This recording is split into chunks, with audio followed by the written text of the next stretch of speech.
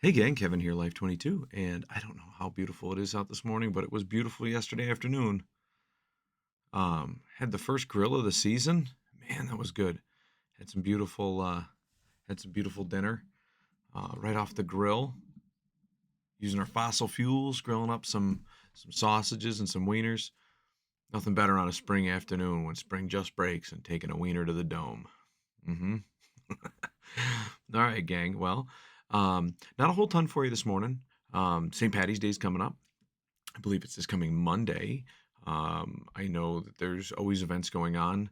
The Hibernians are always doing something. So if you know a member, like yours truly, you can get signed in as a guest and go and join the festivities there. There's always great things like usually someone's playing music, and there's always good time to be had. Some Irish bangers, some shepherd's pie, all the good fixins. Usually a good adult soda or two, and then the Irish dancers. And then I believe this year on Sunday, Talties is they're probably doing something on Monday, but they always usually do like a like an Irish brunch. Um, whatever weekend day is convenient for it. So, and I believe this Sunday they're doing an Irish brunch, and some of the musicians from Beat City Music are going to be down there. So that's going to be a good it's going to be a good old time. So there's the update there on local news and events. The the Yeah, and then we don't really have a whole ton for you. I know that the Common Council met last night to go over their first like big kind of budget meeting of the year. So they went over a few department heads, things like that. I got a chance to catch it. I'm debating if we should go line by line on the budget on this show or not. So that'd be very insightful for the general public who don't understand how the budget works, how that stuff goes. Maybe we'll do a brief seminar on a budget, things like that. But yeah, I think, but yeah, we get a brief update on the mayor's races. So there's an email scheduled to go out, inviting all of the candidates, including the incumbent, for the mayor's race, the alderman races, and the school board races. Um, if they weren't scheduled to go out by email at 8 a.m. this morning, they're going to be scheduled. They're going to be scheduled for they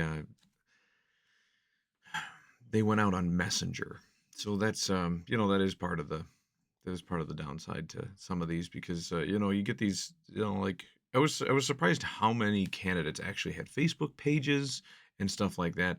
There was one of them I almost didn't know she was running because she had a group. So groups don't show up typically in searches, but like because I had mutual friends with her, it managed to show up. So like the advertising gets limited on it, because they don't really, Facebook's not really for advertising groups, but pages are more like businesses, events, things you're trying to promote. So, but, so, and then she didn't have an email on the group. There was no contact info or anything like that. So I had to send it, I had to send some of those out via Messenger, along with one of the mayoral candidates and one of the school board people. Actually, I couldn't even get a hold of one of the school board people. So, um, one of the school board candidates running for the position of school board, um, uh, she doesn't receive messages unless you're friends with her. She doesn't have a page for running for school board. Um, you can't send her a message if you're a page. So it was one of those like, well, how can I invite you to the show? You don't list your email, phone number. It just says to go see you in person for signatures. But so um, I'm sure, I'm sure, I'm sure someone will get her the message that we're looking to reach out.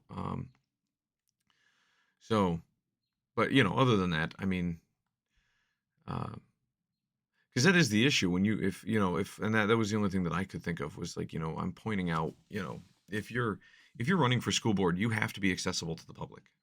um if you're running for any elected position where we vote for you, you have to be accessible to the public.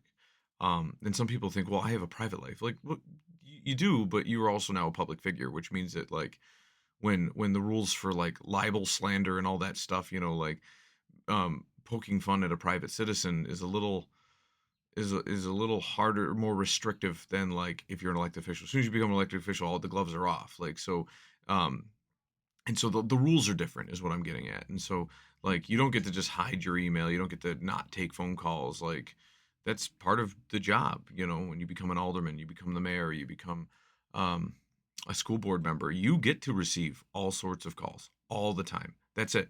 Like you don't get to just shut it off. Um, so that's like I don't know. I I would hope that this person would change their privacy settings or at least have an email that's offerable to people as soon as you know. Because that's the other thing too is like your home address is published. Like there would be people that would show up at my house and hand deliver letters because I was an alderman and they either didn't like me or they were trying to get in touch with me or whatever. It's like, well, my phone number is the same throughout everything. So you can get me anywhere. But if you don't feel like calling and talking to me on the phone, you don't feel like sending me an email because you don't think it's as personable as a letter, they would physically come to my home, which and drop notes on the door, or, drop a letter or here or there, or, my wife has received a few like handwritten letters that were hand delivered. Like that's it. That's part of the game. Like that's the people are entitled to get in touch with you at like any like obviously they don't get to just storm in during a an executive session where you're talking about like litigation or something behind the scenes, but like they're entitled to get in touch with you. Like that's it. And I would get emails at like 2 o'clock in the morning. Um, I wouldn't reply to them at 2 o'clock in the morning. You got to give a little grace, but yeah, no, I mean, so I would just, I hope that mentality of like, no, my privacy settings are as restricted as they can be. I hope you understand that like they don't get to be when you become a public official. Um, so, yeah. And, but anyways, that said, yeah, so those emails got sent out. We've got I don't know if you caught it the other day, but the beautiful Miss Della Moore was on the show Tuesday evening. That got published. That was 2 hours long. So if you were waiting for it to come out on YouTube, it didn't come out until probably midnight by the time it finished processing. So, but I'm hoping that you did catch it. We should be. I'll try to get that shared on her page. I know that we tagged her in it, but yeah, it was one of those. It was one of those things that she's just a great wealth of information. She's uh she's just a wonderful person. So if you didn't catch it, it's in the backlogs, it's in the files. You can go watch that. You can watch any other interview we've done with Dell. I believe we've had her on the show. This will be her third time being on the show.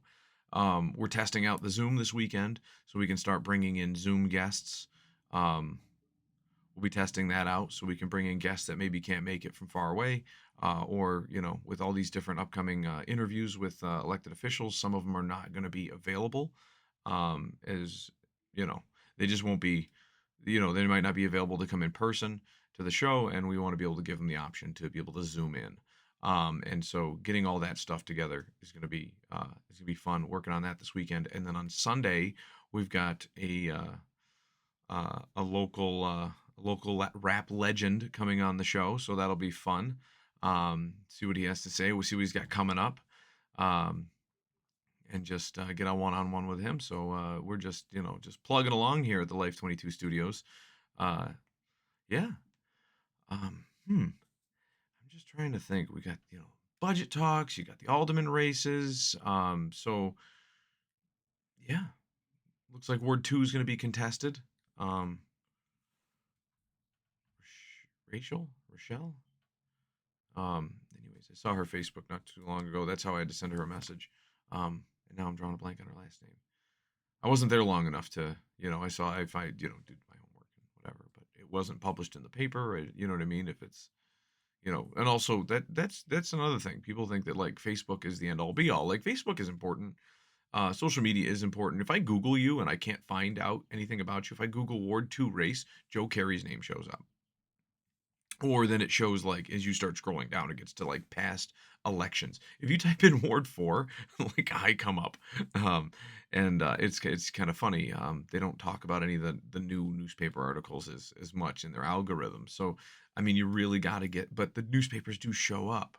So if you're not getting your name out to the paper, whether it is the rag of the Times Herald or if it's the new and upcoming Olean Star, uh, you know Or to us, you really need to do exposés. You need to let people know because people don't know. I mean, you go door to door, like that's great. Door knocking is the number one way to get people out to vote, and to get people to actually to sway a vote. I've had people that are like, "I hate you for this," and I'm like, "You want to talk about it?" And I will sit 30 minutes on someone's porch and talk with them about it and be like, "I think that you've misunderstood what happened," and then I will explain it to them. And I've had people change. I've also had people say, "Thank you for explaining it to me. I'm still not going to vote for you, but I appreciate you coming to my door and explaining my concerns." And, hey, that's all you can do, right? So, but going door to door is the number one way to get people out there to vote. Reminding people to vote is another big thing. So, having all those newspaper articles reminding people to go to the polls. So, if you're at their door and they're like, "Oh, that person was great," and then all of a sudden election day comes and goes for a lot of people and they don't remember to go, and you're just like, "Oh, what do I do?" You know, I didn't win. Like, well, yeah, it's because none of the people that said they're going to vote for you actually went out and voted because they were like, "I'll vote for you," but now you got to get their ass to the poll, and that's a big thing. I used to drive people to the polls on election day. Like, I would have like people, I would, if there was somebody that was like in a walker or whatever when they came to the door, or I'd go sit down, at their kitchen table and drink coffee and talk politics with them, and there was a couple of them that they were having trouble getting around, and you'd say, "Hey, do you need a ride to the polls?" Like, "Oh yeah, no, or I mail in ballot," and okay, great, mail in ballot, do it up. That's what it's there for. It's because you physically can't go to the polls. You're bedbound, and I had one lady that she had to take care of her husband, and I mean he's since passed, and she goes to the polls now on her own, but she's like, I can't really leave him that often for long periods of time, so I don't want to like pepper it in with a trip, and she's like, and he's can't go, so she mails in ballots for both of them, which that makes sense. Like, she's a caregiver to him, and he can't go, so you mail in both, save yourself a trip, boom. um, there's other people that are overseas, defending our country. And so, but to each their own. But then here's the thing, like you see somebody having trouble and you say, "Hey, do you need a ride to the polls?